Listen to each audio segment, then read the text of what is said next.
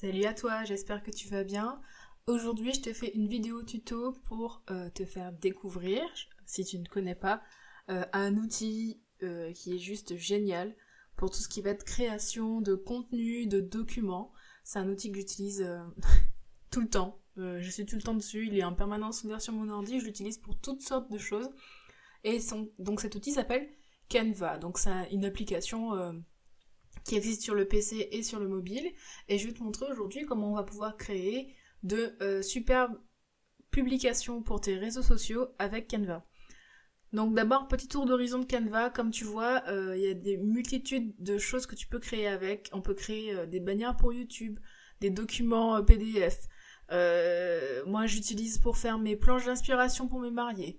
J'utilise pour faire mes publications Instagram, mes diapos pour mes formations, j'utilise pour faire mes stories Instagram. Enfin, tu vois, il y a plein de choses que tu peux faire avec. Ici, tu as un aperçu des différents types de modèles que tu peux utiliser avec. Sinon, tu peux encore chercher ici. Enfin, c'est vraiment un outil très complet.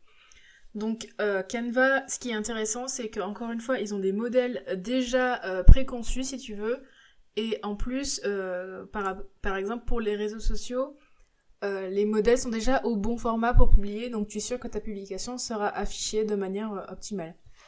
Donc, sans plus tarder, on va aller faire un petit tour, on va créer ensemble une publication pour Instagram. Donc ici, tu cliques sur publication Instagram.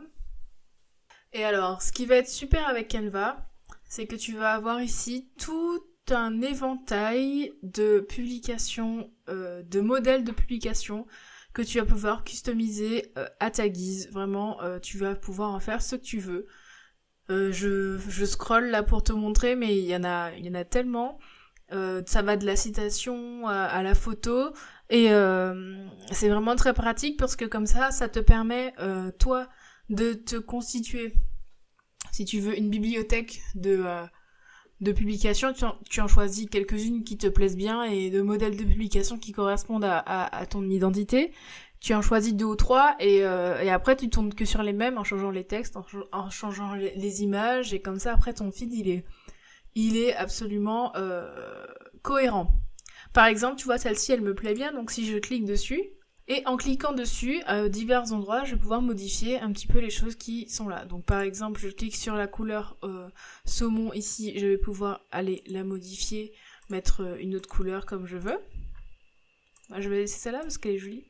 Ici, j'ai des éléments qui ont été rajoutés pour décorer, donc pareil, tu peux modifier la couleur. Ici, ils ont ajouté une grille pour une image. Donc une grille, c'est-à-dire que dans la section éléments ici, tu as des grilles qui te permettent de définir des cadres où tu vas pouvoir mettre tes images. Donc par exemple, si je clique là, je vais pouvoir mettre 2 images côte à côte qui seront parfaitement alignées par rapport à la grille que j'ai choisie. Donc là, ils en ont mis une ici, ce qui va me permettre de, si je veux, de télécharger une image. Hop! Ouah, c'est trop beau. J'ai choisi une image au pif et je trouve que ça rend trop bien. Donc tu fais glisser l'image et hop, elle s'adapte ici. Et puis après, libre à toi de venir modifier le texte qui est en dessous. Tu peux changer la police. Ici, tu as toutes sortes de polices. Il y en a bien assez pour que tu aies le choix. Je pense que d'ailleurs, tu auras l'embarras du choix. Alors, à savoir qu'il y a des polices qui sont quand même réservées aux utilisateurs pros. Mais franchement, en gratuit, tu vois, tu as quand même le choix des polices. Sache également que si tu es pro, alors à savoir que la version pro, elle m'a coûté environ une centaine d'euros pour l'année. Moi, je trouve que c'est rentable, mais après, c'est à toi de voir quel usage tu en feras. Donc oui, en sachant que en tant qu'utilisateur pro, tu as la possibilité d'importer tes propres polices. Donc du coup, tu peux faire correspondre l'identité de tes publications à l'identité de ton site. Si tu as des polices particulières qui sont pas des polices de Google, par exemple. Et tu peux aussi importer tes propres palettes de couleurs, comme j'ai fait ici. Comme ça, je n'ai pas à chaque fois à taper les codes couleurs. J'ai ma palette de couleurs déjà adaptée à mon identité visuelle dont je peux me servir directement dans Canva. Donc pour revenir sur les polices, tu peux choisir ici. On va changer la taille, gras ou italique, centré ou Voilà, on va gérer l'alignement du texte. Ici, je peux voir si je le mets en majuscule ou en normal. On peut faire des listes, on peut gérer les espaces. Tu peux changer la couleur du texte ici. Voilà. Bon, après, je vais remettre comme c'était parce que voilà. Et puis, si tu double-cliques, tu vas pouvoir modifier... ah bah zut, j'ai enlevé l'image. Si tu double-cliques, tu vas pouvoir modifier le texte. Voilà, par exemple, ça c'est un exemple de publication qu'on pourrait voir sur Instagram. Enfin, je dis ça comme ça. Et tu modifies comme tu veux. Sache que si tu veux rajouter du texte, eh bien, t'as la possibilité ici, alors, soit avec des groupes de police déjà assemblés, soit de rajouter juste une fenêtre de texte qu'ensuite tu vas pouvoir déplacer comme tu veux.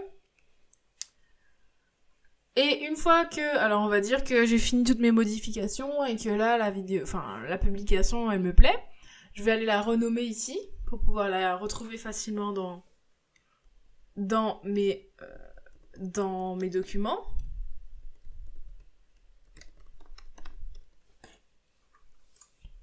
Et puis on va cliquer ici sur télécharger. Alors tu télécharges en JPEG hein, pour Instagram, t'as pas besoin de PNG. De manière générale, je te conseille de télécharger en JPEG. PNG si tu as besoin d'un fond transparent, mais sinon reste en JPEG, c'est moins lourd.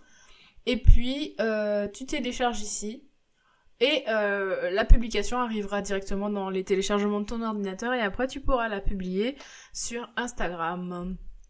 Alors sache aussi que si tu as Canva sur ton téléphone, si tu n'utilises pas ton ordinateur pour publier sur Instagram et que tu utilises ton téléphone, tu peux, dans l'application Canva sur téléphone, télécharger directement la publication sur ton téléphone, comme ça elle ira dans ta galerie, et après tu n'auras qu'à la publier directement via l'application Instagram.